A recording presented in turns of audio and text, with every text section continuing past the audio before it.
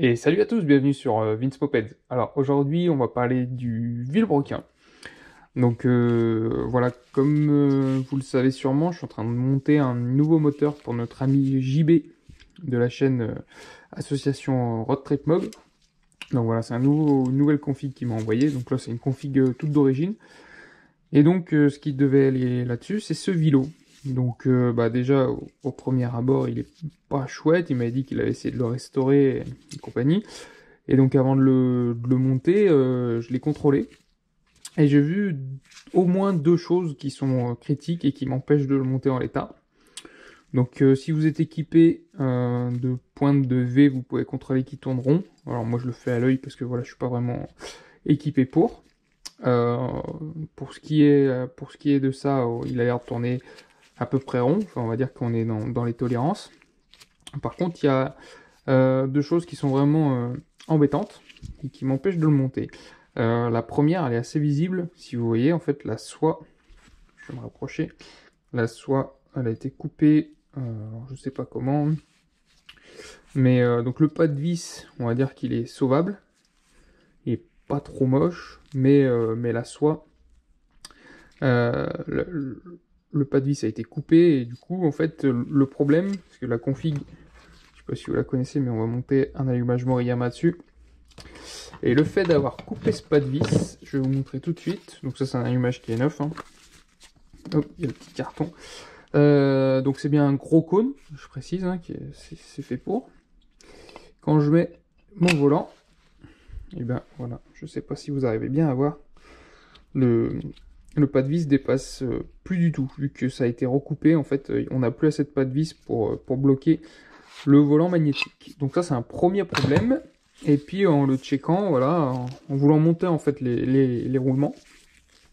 Moi, vous savez, j'utilise la solution de dilatation-contraction. Donc dans l'idéal, je mets le vis au congèle un petit moment et puis je chauffe légèrement les roulements et ça rentre tout seul.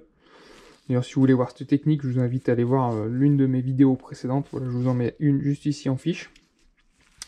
Et puis donc, toujours avant de monter mes roulements, j'essaye pour vérifier que les soies ne soient pas trop lâches. Enfin, que les roulements tiennent bien sur les soies. Et là, je vais vous montrer en direct. Hop, quand on prend, donc c'est côté allumage. Je prends mon roulement qui est neuf, hein, la boîte. Voilà. C'est un SKF, tout ce qui est de plus classique, qui est neuf, je viens de l'ouvrir. Et bien quand vous prenez ce roulement, donc là je précise que j'ai pas chauffé, hein, voilà, je tiens vraiment mes pièces à la main. J'ai pas de mal à les prendre à la main, j'ai rien chauffé, il fait 10 degrés dans mon garage. D'ailleurs, il fait bien assez froid.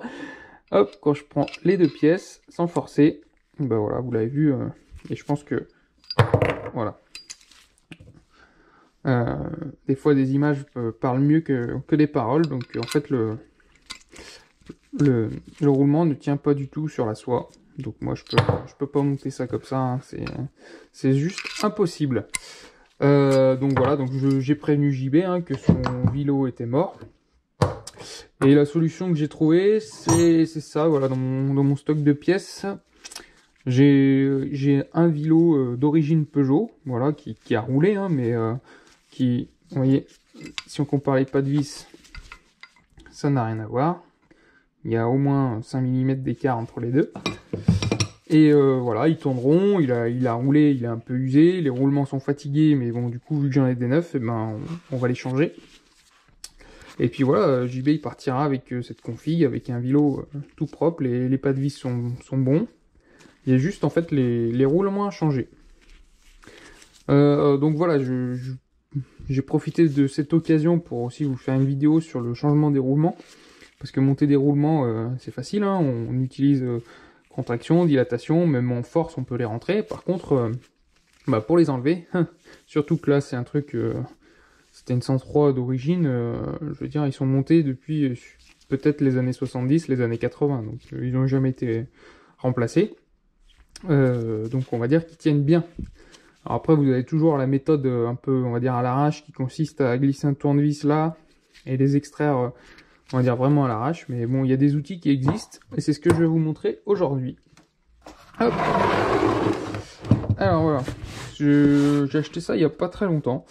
Bon, c'est du Made in China, hein, ça vaut une trentaine d'euros sur Amazon. Voilà, d'ailleurs, je vous mets le lien hop, juste ici en description si vous voulez aller voir. Ça vaut ouais, entre 30 et 40 euros, on va dire. Et puis, du coup, c'est une mallette pour extraire directement les roulements. Donc, c'est très pratique. Et je vais vous montrer ce que ça donne à l'établi. Donc voilà, on se retrouve sur l'étau. Sur l'étau, où je vais vous montrer comment on se sert de cette machine de torture. Vous allez voir, ça va assez bien quand même. Donc là, moi, ce que je conseille, c'est toujours mettre un peu de lubrifiant, hein, ça fait pas de mal et ça aidera toujours le roulement à sortir. Là, vous voyez, vous avez plusieurs tailles d'extracteurs. Donc là, lui, il est un peu petit pour les roulements de mobilette. Je conseille de prendre le plus gros. Donc voilà, vous allez venir le mettre en place comme ceci. Hop, en écartant. Voilà. Et en fait, les deux mâchoires vont venir se rapprocher en bloquant les écrous. Et ce qui va nous permettre de soulever le roulement, en fait, de passer sous le roulement et de l'extraire. Alors si la méthode... on va essayer de passer dessous. Si ça ne suffit pas... Hop, en fait, dans ce sens, on sera mieux. Si ça ne suffit pas, après, vous pouvez monter ceci et extraire. Après, je vous montrerai... pour avoir plus de force. Donc là, hop, on vérifie que les mâchoires passent bien sous le vilebrequin, enfin sous le roulement, pardon. Hop, et là, on va commencer à serrer. Donc on va commencer à serrer, faut faire de manière régulière. C'est-à-dire, vous faites 2 tours d'un côté, 2 tours de l'autre. Et puis, petit à petit, la mâchoire va passer sous le roulement. A few moments later.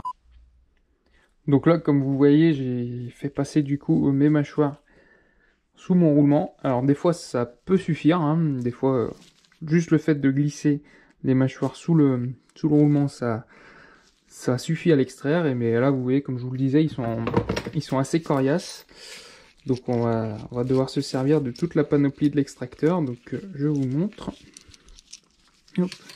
Donc là, il y a 2 petites colonnes qui se visent de chaque côté. Hop.